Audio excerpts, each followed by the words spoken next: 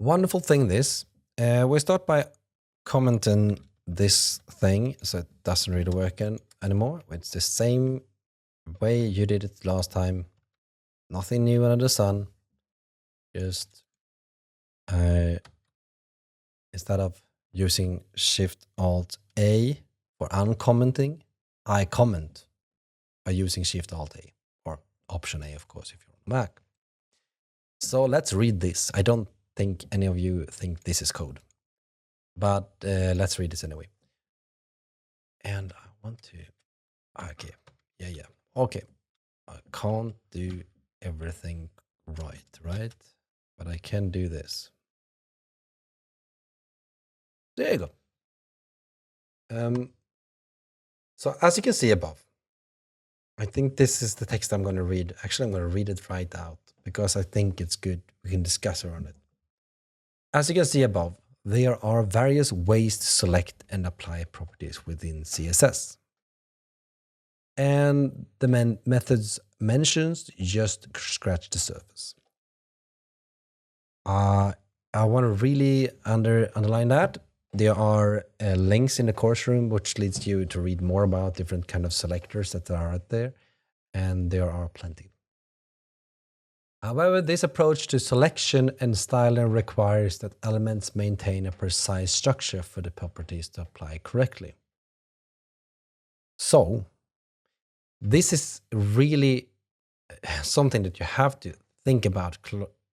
It is so very, very important and so core to this course and to your future as a web designer. If you get content and you do not expect it to ever change, you are naive.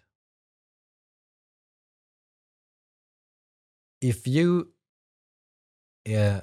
want to create code that it's going to be reusable to different projects and expect every project to be the same,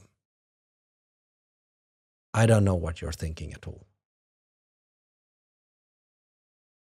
What you really need to, and I think none of you do think that. I mean, many of you probably say, yeah, of course, projects are different. They are, I don't even know which projects mean before I started. I really have to delve into that every project is different to the other one. Depends on what you do, really, and what's going to be put forth.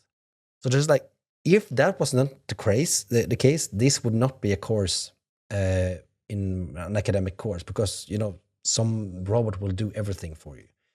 But it is an academic course because you are needed.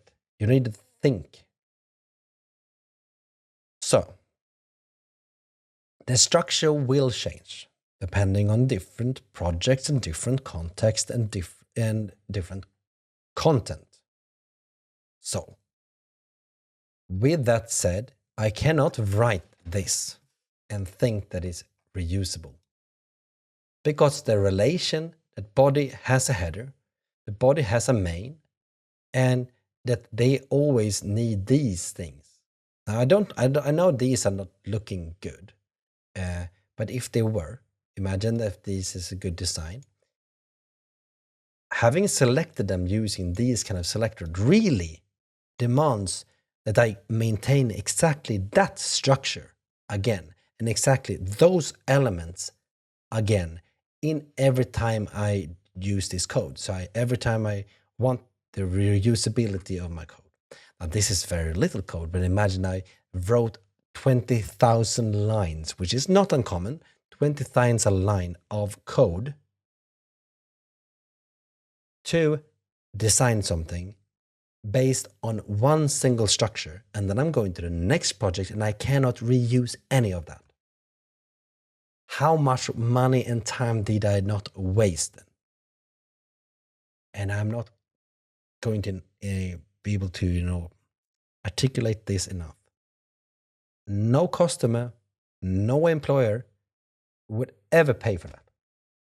So key is reusability.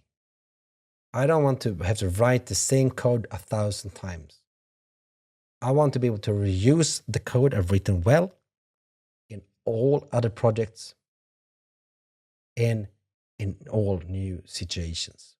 So, of course, that is what we're going to learn during this course. We have to think like that, and you have to start like think like that right now.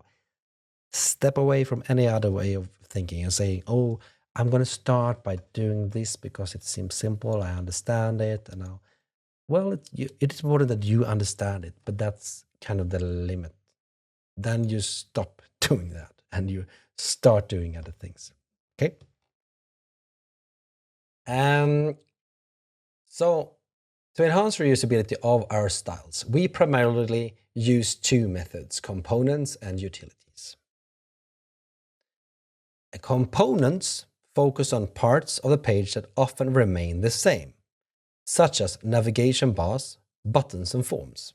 So forms have, there's like a standard way to style forms. Of course, you can style them in different colors, different shadows, and all of that. But there are many things regarding forms that are standardized. It's like almost like an axiom. An axiom is something that it is so natural for everyone to see a form a specific way. So if you really have to have a lot of motivation, like a lot of reasons to change that axiom, because the forms are something we interact with, and it's good to have, make people feel comfortable with what they interact with. Navigation bar is the same. You want to find places on your web. If you want to make it difficult for someone to find something in the web, you make the navigation bar not as other navigation bars. You change it. You invent something new.